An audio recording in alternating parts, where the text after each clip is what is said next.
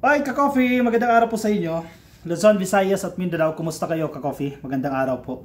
Si Bato, nag-oromentado. Grabe si Bato. Napanood nyo ba si Bato? Ang galing umakting eh. Tinalo si Philip Salvador sa best actor eh. At lahat daw ng ginagawa ninyo, puro illegal. Sabi ni Bato, sinong pinagsisilbihan ni Marcos? Ang mga dayuhan. Nakakatawa itong mga to, oo. Anyari sa inyo? Ang sakit ng karma, no?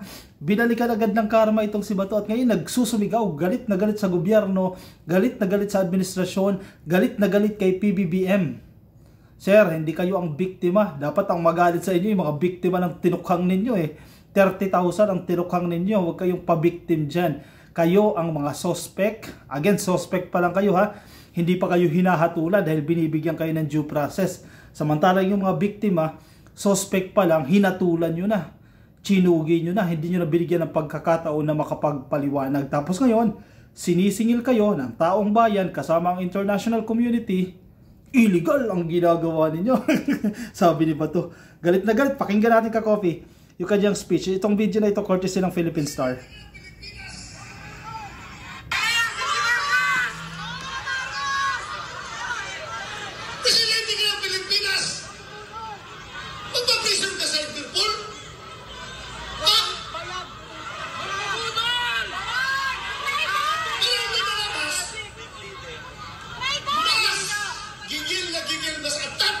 Sila kaysa Interpol, kaysa ICC, atat na atat sila na ibiyahe si Pangulong Duterte. Bakit?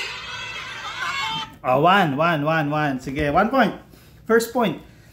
Si President Bongbong Marcos daw nagpapa-pressure sa Interpol.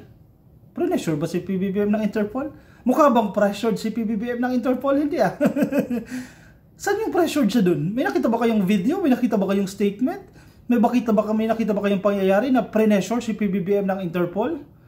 Yes, ang ICC. Siyempre sabihin ng mga DDS, ICC walang jurisdiction sa Pilipinas. Sino ba nagsabi na meron? Wala naman talaga dahil kumalas na tayo dyan eh. Wala talagang jurisdiction ng ICC. Iba ang usapin sa Interpol. Ang Interpol may jurisdiction sa Pilipinas. Meron tayong pananagutan sa Interpol dahil miyembro tayo ng Community of Nations. Ano, selfish ka? Kayo lang ang may kailangan sa Interpol, pero pag ang Interpol na may kailangan sa atin, dead ma? O ba, hindi pwedeng ganun. Naloko na kayo. Kasi yung idea na yan, natatandaan ninyo ka-coffee, mula sa kampo ni PBBM eh. If I am correct, ang nagsabi niyan si Solgen ba? ES? So, I don't know. Si Executive Secretary ata ka-coffee, yung nagsabi na pag idaan nila ng Interpol yan, kasi ang ICC, kapag ICC ang mag-serve sa Pilipinas, malabong mangyayari yan. Malabo pa sa sabaw ng pusit na mangyayari yan. Kaya naman, nagkaroon ng ideya sila na idaan nyo sa Interpol. Which I think, alam naman definitely ng ICC yan. Pero na-reinforce yung ganong idea eh. O idinaan nga ng ICC sa Interpol. Makakatanggi pa ba tayo sa Interpol? Definitely hindi na. Yan ang matalino. Yan ang wise strategy. Hindi yan gawain ng weak leader. Kasi in-underestimate nyo ang presidente eh. Tawagin mo ba namang weak leader? Kung ako niya, nakalakak ako. Ito pala weak leader ha. Ang weak leader, pinapaiyak kayo. Di ba? Weak leader tawag nyo kay presidente. Anong ginawa sa inyo? Oh, si Kibuloy, na napakahirap ikulong. Kinasuhan niya ang panahon ni Digong, hindi nakulong. O ngayon, nakakulong. Si Digong, minura-mura yung ICC, pati yung Diyos, minura. Santo Papa, minura. Lahat, minura. Ang daming pinatsugi, siya mismo umamin yan. Nakulong ba yan? Hindi, ngayon lang. Weak leader pa Weak leader pa nagpakulong. Si Lorraine Baduy, umiiyak. Si Philip Salvador, umiiyak. Si Bato, nag-uuramentado, galit na galit. Yung mga DDS, nag-iiyakan. Sino nagpaiyak sa inyo? Ang weak leader na sinasabi ninyo. Binastos yung presidente, sa tingin niyo walang gagawin ng presidente? Kagantihan kayo. Hindi man ang presidente ang gumanti, ibang tao ang gumaganti para sa presidente. Kasi weak leader eh, sabi niyo bangag. O yan ang bangag, nakatikim kayo ng bangag. Diba? Sabi niyo adik. O yan, nakatikim kayo ng adik. Sabi niyo weak, ayan, ganyan pala bumirada ang isang weak. Iiyakan ninyo. Karma is real. That's the first point. Sabi ni Bato, nagpapa-pressure si Marcos sa ICC. Wow, galing ha. Nagpapapressure. Point number 2. Atat na atat kayo. Mas atat pa kayo sa Interpol, mas atat pa kayo sa ICC. Wait lang ba to? Hindi pa presidente si PBBM, mainit na yung ICC ah. Kay Digong ah. O paano nasabi mo na mas atat ang presidente sa ICC? 2022 lang upo si PBBM. Samantalang panahon pa ni Digong, si Digong pa ang presidente, ang ICC atat na mahuli sa kanya. Tapos paano kayo nabaliktad ninyo? Palalabasin ninyo na mas atat pa si PBBM sa ICC? Hindi ah. 2017, kinasuhan na yan eh. 18, 19, mainit na sila dyan eh. 2022 lang naman pumasok sa eksena si PBBM. Tapos sasabihin ninyo, mas atat pa siya. Oy, naku po, yung narrative ninyo, ayusin ninyo. At isa pa, kung atat na atat, dapat lang. Third point, kung okay lang na atat-atat na si PBBM, kasi nanggugulo na kayo eh. Ang tagal-tagal nyo nang nanggugulo. Sinimulan nyo sa maisog, tapos ito ngayon, atat na atat. Iiyak kayo ngayon. O, isa pa.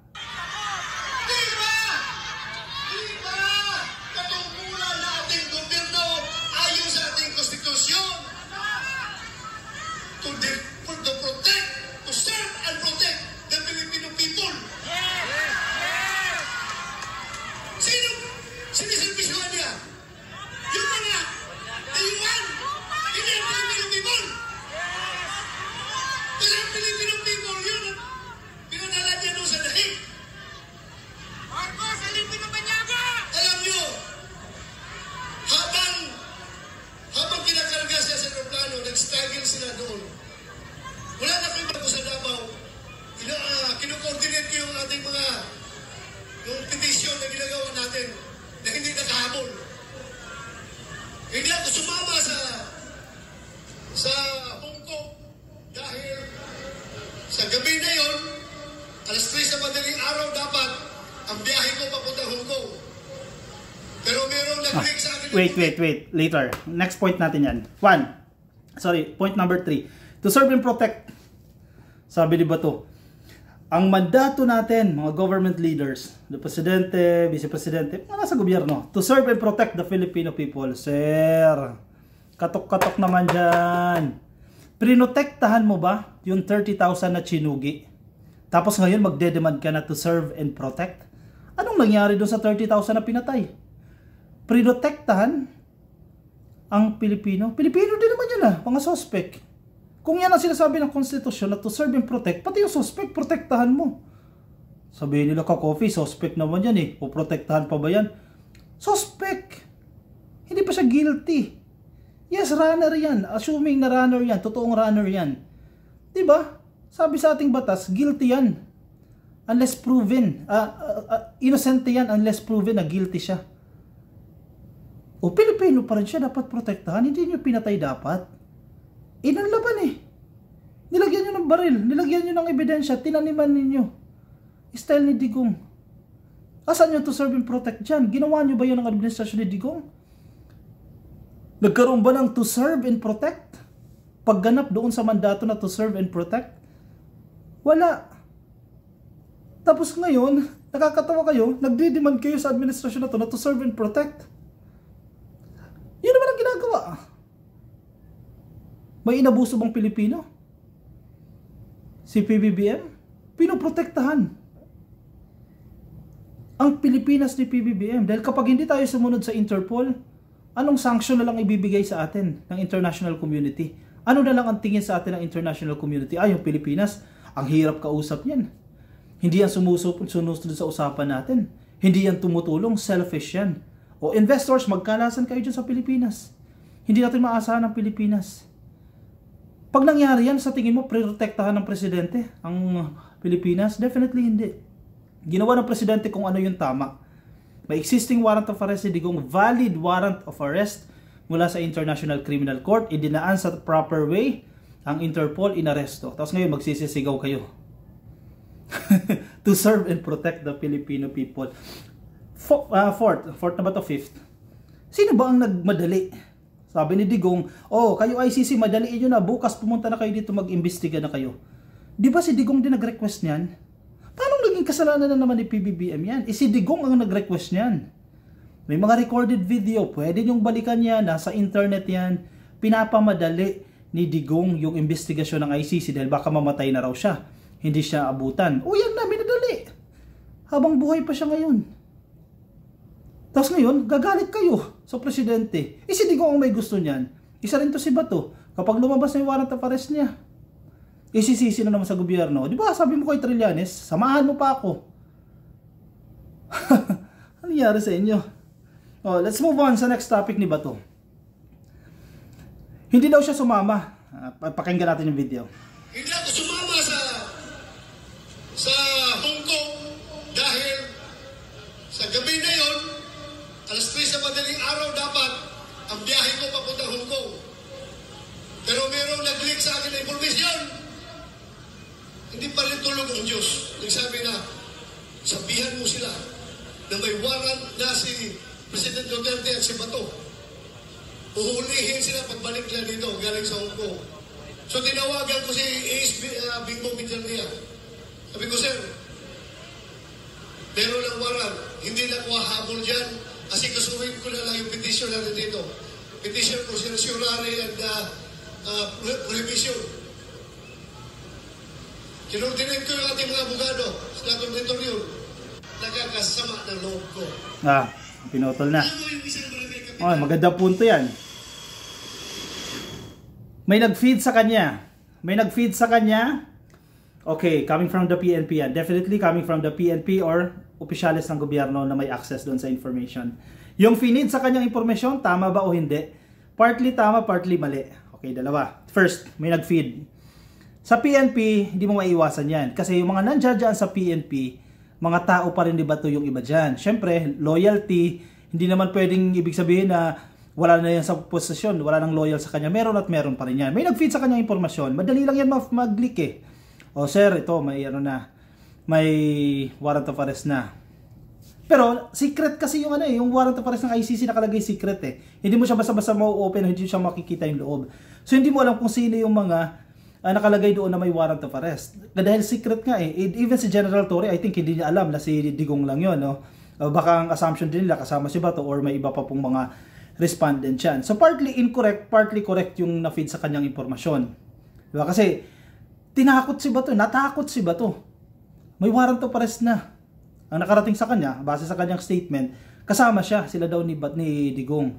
Partly incorrect yun, pero partly correct kasi nandoon si Digong, kumbaga 50-50. O natakot si Bato.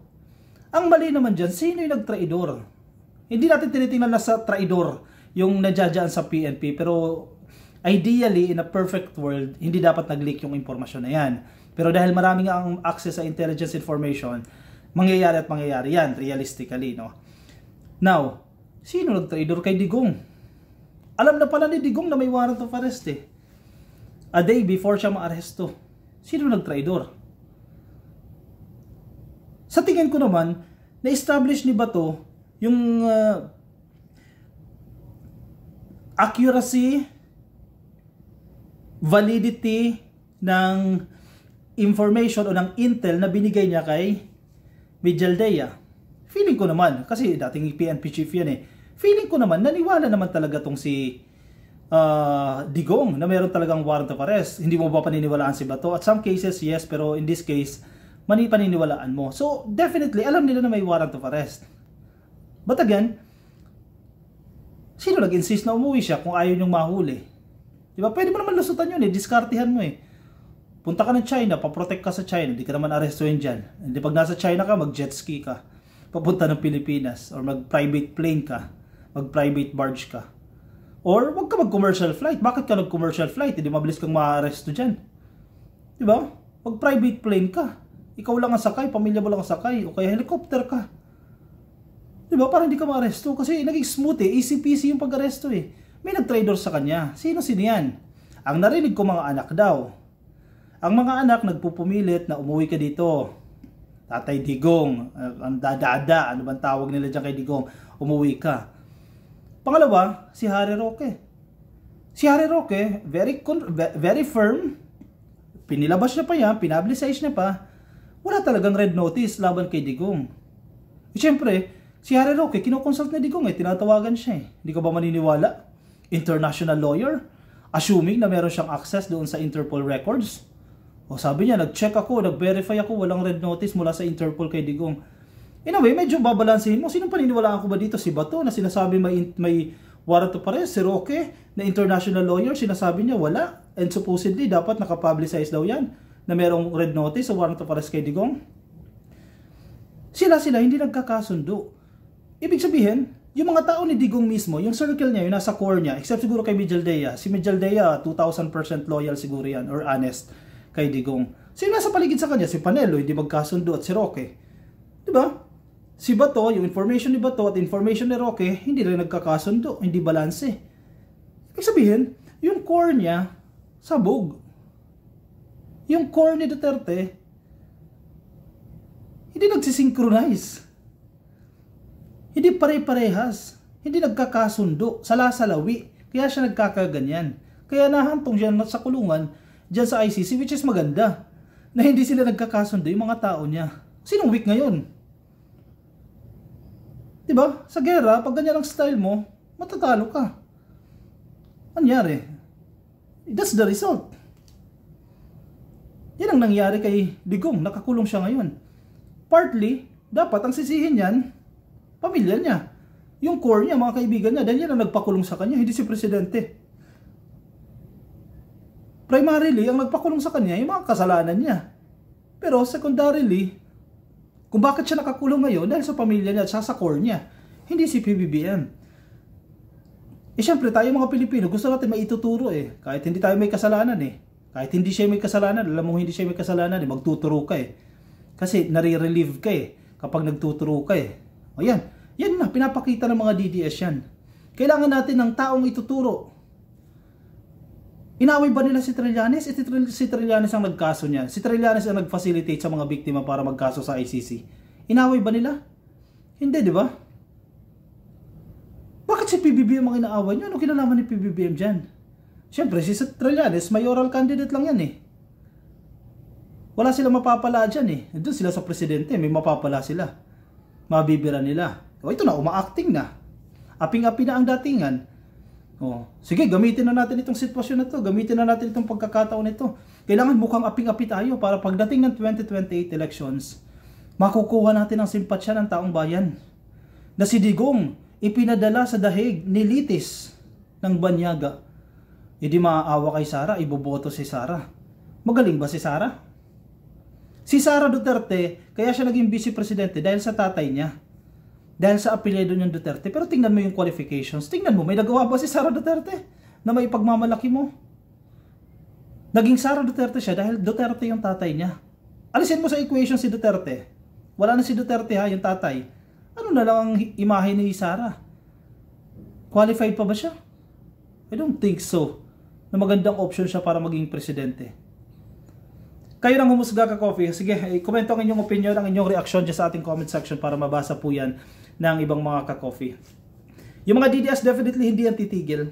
Tuloy-tuloy yan. Kasi kampanya na ito Gagamitin na nila itong pagkakataon nila. Magiging narrative na nila yan. Nakakuha sila ng suporta May mga nagkaroon ng simpatsya naawa kay Digong dahil sa acting Gagamitin na nila sa kampanya yan. Kumbaga, they will capitalize on the situation, diba? To advance their interest, makuha yung boto para sa kanilang mga senador. Ingat kayo ka-coffee, huwag kayong papabola. Ang biktima ay ang chinugi nila na 30,000 at yung mga pamilyang apektado. Hindi si Digong ang biktima. Si Digong at si Bato ay suspect. We have to remember that. Mga kaibigan natin, sabihan natin, hindi yan biktima, nagpapa-victim lang yung mga yan. Diba? Hindi biro yung 30,000 na namatay. May records na mga namatay. May mga videos, may mga pictures, ma-access nyo online. Hindi naman yung namatay lang ng wala. Maraming kwento, totoong kwento. Minor de edad, pinatay, nanlaban, nilagyan ng barel, nilagyan ng ebidensya. Yun ang totoong biktima. Ngayon, naniningil lang ang taong bayan. Magdusa ang may kasalanan. O siya, i-komento ang inyong opinion, reaction dyan sa ating comment section para mabasa po yan ng iba natin mga ka-coffee. Mga nasa Facebook, pasuyin na lang ka-coffee, please like and follow. Mga nasa Facebook, mga nasa YouTube, click lang po na subscribe and hit the notification icon para updated kayo sa ating mga bagong upload. O siya, ako'y pansamantala mo na magpapaalam sa inyo ka-coffee. See you in my next video. Bye-bye.